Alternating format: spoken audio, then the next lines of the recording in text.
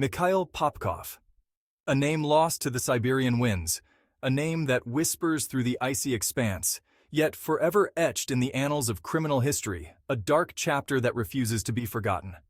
Born in 1964, he was a child of the Soviet Union, growing up in the industrial city of Angarsk, a place where the iron grip of the state shaped every aspect of life.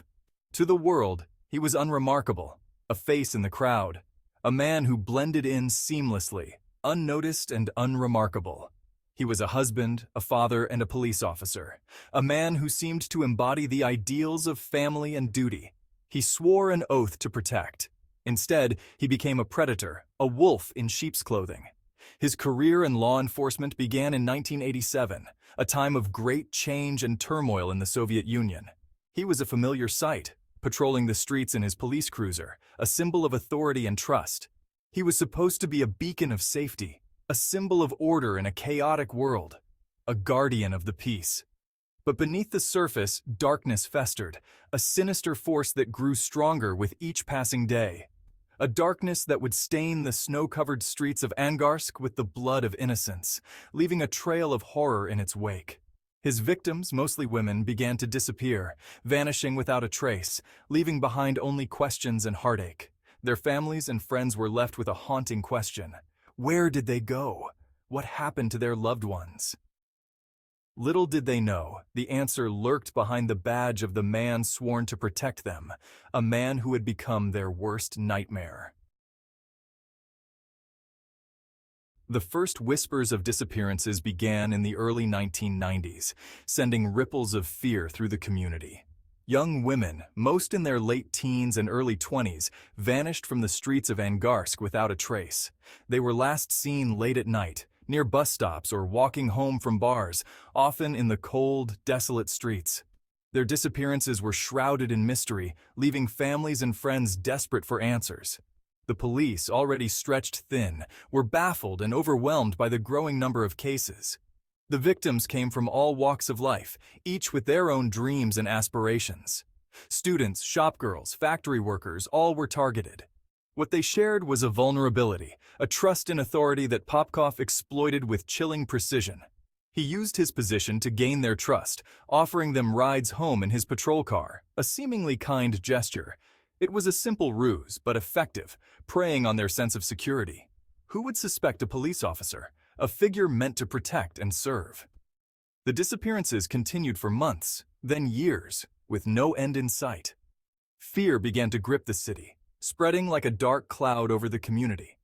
Parents warned their daughters not to walk alone at night, a precaution that became a daily mantra.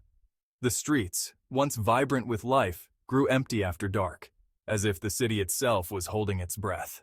The city of Angarsk was slowly being strangled by an invisible terror, a fear that left no one untouched. Word of the disappearances spread through the city like a virus. People whispered in hushed tones, afraid to speak too loudly. The official investigations yielded little. The police, hampered by corruption and a lack of resources, seemed powerless to stop the disappearances. Rumors swirled. Some whispered of a vengeful spirit, others of a secret cult operating in the city's underbelly. The most persistent rumor, however, was of a man in a police uniform, a man who offered rides home but never delivered. The rumors reached the police, but they were dismissed as hearsay. After all, how could a police officer be responsible for such heinous acts? The very idea seemed preposterous. Yet the disappearances continued, and with each new victim the whispers grew louder. Popkov's methods were brutal, fueled by a twisted sense of morality. He targeted women he deemed immoral, prostitutes, or those he perceived as such. He saw himself as a cleanser, ridding the world of what he considered to be filth. His weapon of choice varied. Sometimes it was a screwdriver, plunged repeatedly into the flesh of his victims. Other times it was an axe, its blade heavy with the promise of a swift and brutal end. The level of violence was always extreme, a testament to the rage that simmered within him. He would dump the bodies in the vast Siberian wilderness, the frozen landscapes swallowing them whole. He took trophies from his victims, jewelry, clothing, gruesome mementos of his crimes. These he kept hidden in his home, a macabre collection that would later serve as evidence of his depravity. Section 5. A Portrait of a Killer. What kind of man could commit such atrocities? Popkov was a study in contradictions. He was described by neighbors as quiet and unassuming. He was a family man, a devoted husband, and a father to a daughter he adored. Yet beneath this veneer of normalcy lurked a monster. He was a sadist who derived pleasure from the suffering of his victims. He was a meticulous planner, carefully selecting his victims and disposing of their bodies with chilling efficiency. He was also a master manipulator, able to compartmentalize his crimes and maintain a facade of normalcy. He lived a double life, a respected member of the community and a cold-blooded killer. This duality made him all the more terrifying, for it spoke to the darkness that can lurk beneath the surface of even the most ordinary individuals. Section 6. The Lada 4x4. Years turned into a decade. The body count grew, the whispers became screams. The people of Angarsk demanded justice, but the killer remained elusive. Then, a break. Investigators noticed a chilling pattern. Many of the victims were last seen getting into a white Lada 4x4. This detail sent a chill through the hearts of the investigators. The Lada 4x4 was a common police vehicle. Could the killer be one of their own? The thought was almost too horrifying to contemplate, yet the evidence was impossible to ignore. The investigation shifted focus. The police began to scrutinize their own ranks, a move that bred distrust and paranoia within the force. Popkov, always cautious, must have felt the net tightening, but he continued to kill, his confidence fueled by years of impunity. Section 7. DNA. The Unspoken Witness. By the early 2000s, forensic technology had advanced significantly. DNA profiling, once a novelty, was now a powerful tool in criminal investigations. The investigators had a wealth of DNA evidence from the crime scenes, but no match. They decided to conduct a mass DNA screening of all police officers in Angarsk. It was a long shot, but they had to try everything. In 2012, after years of dead ends, the unthinkable happened. They got a match. The DNA belonged to Mikhail Popkov. The news sent shockwaves through Angarsk and beyond. The seemingly mild-mannered police officer was unmasked as a serial killer of the most horrific kind.